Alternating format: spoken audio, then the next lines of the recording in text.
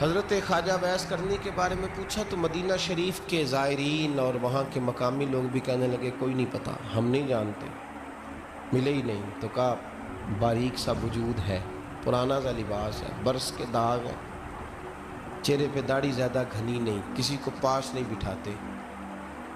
اور پھر ایک جملہ اور کہا، سنا ہے روتے ہیں تو بڑے درد سے روتے ہیں، سنا ہے بھیگی رہتی ہیں پلکیں، سنا ہے ان کی پلکیں بھیگی رہتی ہیں۔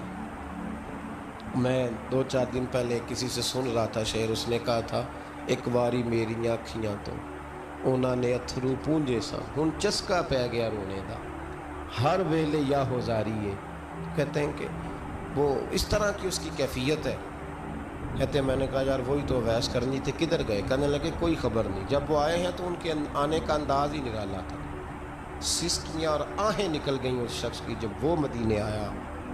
حضرت حرم بن حیان کہتے ہیں میں ڈھونڈتا رہا، تلاش کرتا رہا، پھر میں ان کو ڈھونڈتے ڈھونڈتے عراق میں آیا تو نہر فرات کے کنارے ایک کمزور سے آدمی کو ریت کے ٹیلے پر بیٹھ کے وضو کرتے دیکھا۔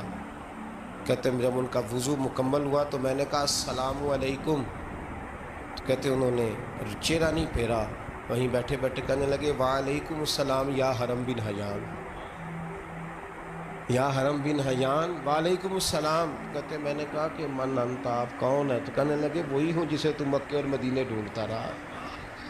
تو کہتے ہیں میں نے کہا حضور آپ میرا نام کیسے جانتے ہیں؟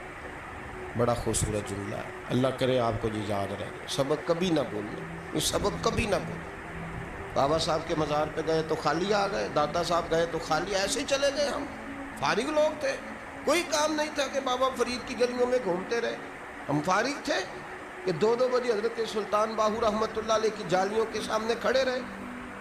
ہم کو پتھر چاٹنے والے لوگ تھے کہ آدھی رات بیت گئی اور ہم بزرگان کرما والا شریف کھڑے رہے۔ یہ کیسے ہو گیا کہ محدث اعظم کے مزار پہ کھڑے رہے؟ ایسے ہی کوئی بات تھی؟ حضرت ویس کرنی بول کر فرمانے لگے، کہنے لگے کیا کہا تو نے کہ میں تجھے کیسے جانتا ہوں؟ فرمانے لگے تو مجھ سے پیار کرتا ہے، عارف تو روحی من روحی کا، میری روح تیری روح کی جاننے والی ہے۔ یہ روحوں کا رشتہ ہے، یہ خطا نہیں جایا کرتا۔